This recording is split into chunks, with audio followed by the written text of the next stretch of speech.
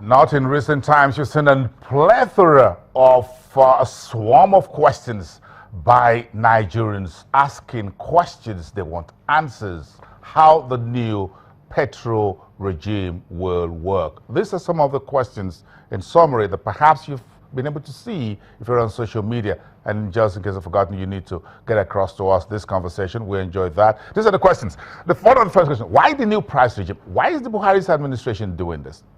What's the answer? What's the difference between the new pricing regime and the previous ones?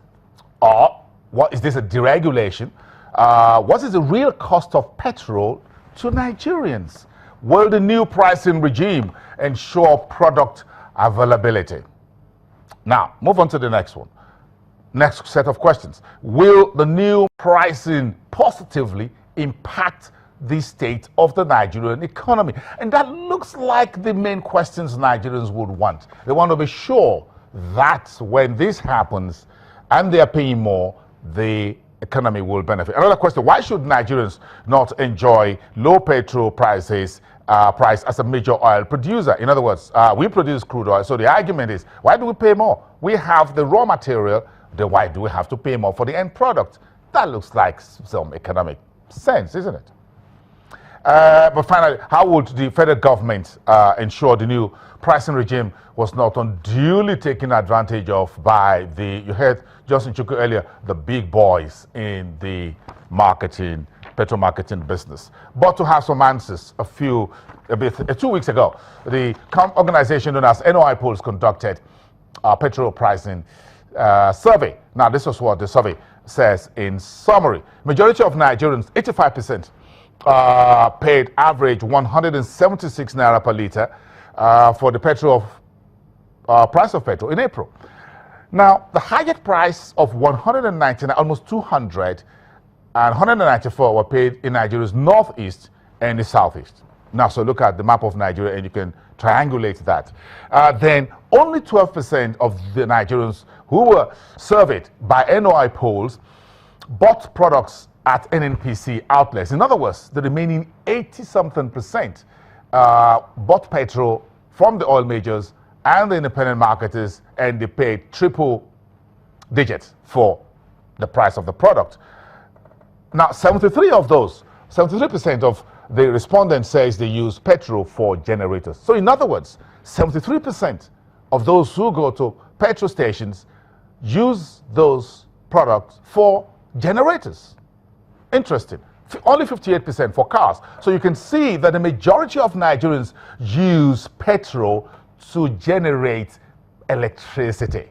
That is an interesting scenario. But look at the bottom line, and you can see them there for yourself. This was the end result. Subsidy remover. 48% of respondents says yes, it should be removed. No. Those who voted no, 52%. The margin is not so significant. Let's talk to the man at the NOI Polls, the managing director, Dr. Bell Ihua, is joining us via Skype. He's also in Abuja this morning. Good morning. Thank you very much for coming through, Doctor. Dr. Ihua? Thank you. It's my pleasure. We've just done a bit of a summary, the highlights of the report that you did, survey that you did on the 10th of May. Talk us through this. Okay, thank you, Bosin. I think the facts speak for itself. The month of March and April 2016 has been particularly challenging, with Nigerians experiencing quite a lot of hardship with the scarcity of petrol. And NOI Polls thought it was important to capture their opinions regarding the availability of petrol and how much are they buying in their area. So you've given us the numbers. It's clear 85% of Nigerians who buy petrol are not currently buying, or were not at the time buying, at the official pump price of 86 naira and 86 naira 50 kobo. On average, Nigerians were buying petrol at 176 naira. And the northeast region, an average of 199. In the southeast region, an average of 194. And in the south-south region, an average of 187. And this ties into a finding of a poll we conducted in January. In January, we had released the same result, which we showed that about 84% at the time were not buying petrol at the official pump price, and that on average, Nigerians were buying petrol at 116 naira per liter. Just about the same time, MBS, the Bureau of Statistics, released their own result to show that Nigerians were buying petrol at the time of 119 naira 61 kobo per liter. So I think it's a situation where you can no longer play the ostrich and claim that filling stations should sell at 86 naira, 86 naira 50 kobo when it just isn't feasible. Yes, it's not just feasible. The end result was subsidy removal, which been a sing-song for in recent years. So your survey was a yes, 48%, and no, 52%. That was in April. If this same survey is conducted today, Friday, the 13th of May, will this yes, no, would it change? Well, you know, I can tell. You know, I prefer to go down the scientific route of finding again. But this poll was conducted in the last week of April, the week commencing 25th of April, and it was released only on Tuesday last week, and following the Tuesday before this announcement was made. But you can see clearly that the margins are not so high. So 48% say they support the removal of the fuel subsidy, 52% say they do not support. And when we try to probe further to ask those who say they support, why do you support the removal? They say it will simply make petrol available, it will reduce the suffering that masses are currently facing, and it will curb corruption in the system. A situation where, in the name of subsidy, some people are smiling to the bank and getting richer by the day is simply not acceptable. On the other hand, the 52% who do not support the fuel subsidy removal said because it's going to make petrol more expensive, it's going to have adverse effects on the poor and inflict further hardship on poor Nigerian masses, and it's going to increase the price of goods and services in the market. So I think on the two sides, strong arguments there for you. Yes, Dr. Ihua, if you are the president, how would you decide? Well, if I were the president, I would stick with the masses. We also asked Nigerians on average, how much would you like to buy fuel? And on average, Nigerians said they would prefer to buy fuel at 80 naira per liter. That's what Nigerians said.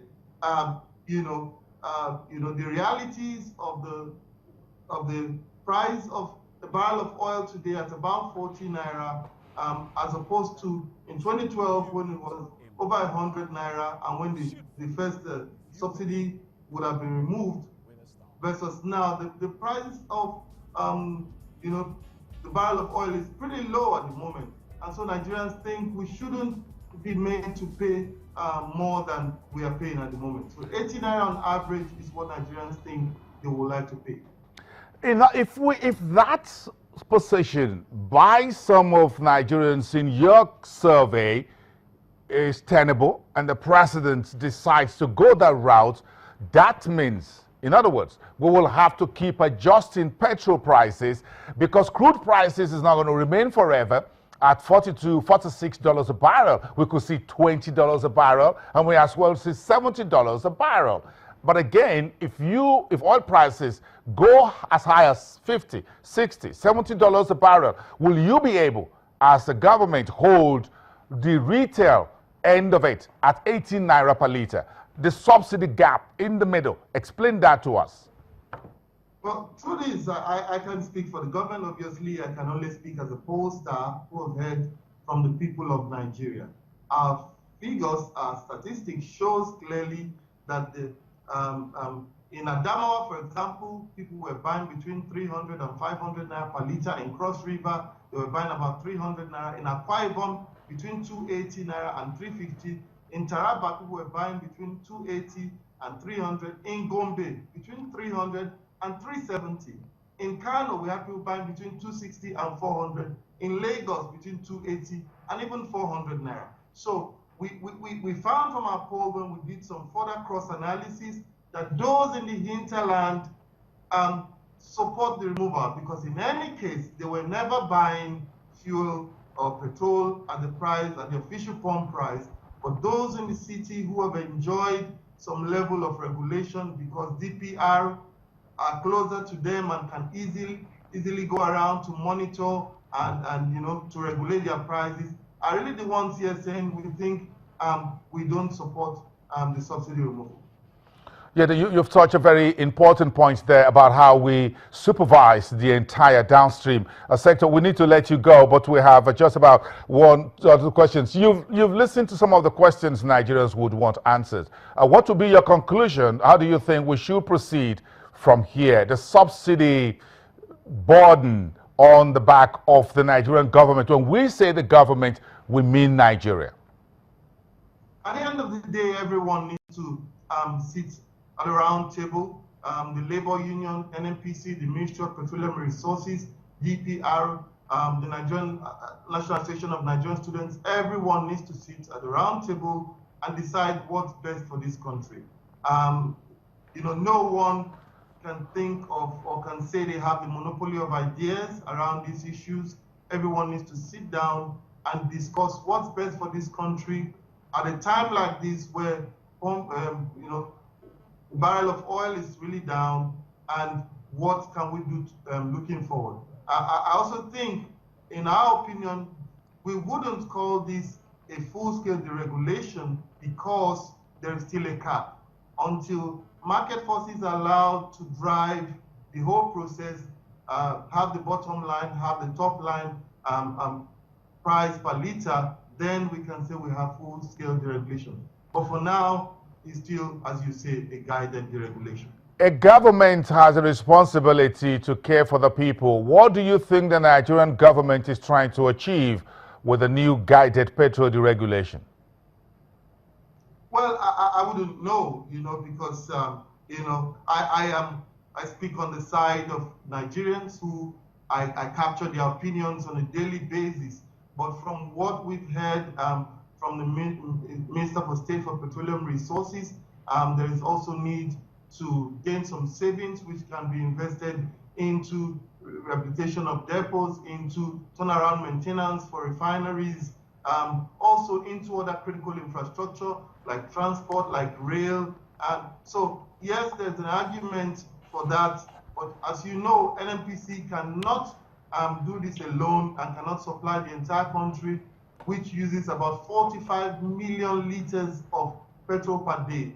You have to open up the space to private sector involvement, and now, just as they've opened up the space, it's important for them to also call the independent marketers together, sit down with them, and let's look forward to what will be in the best interest of Nigeria.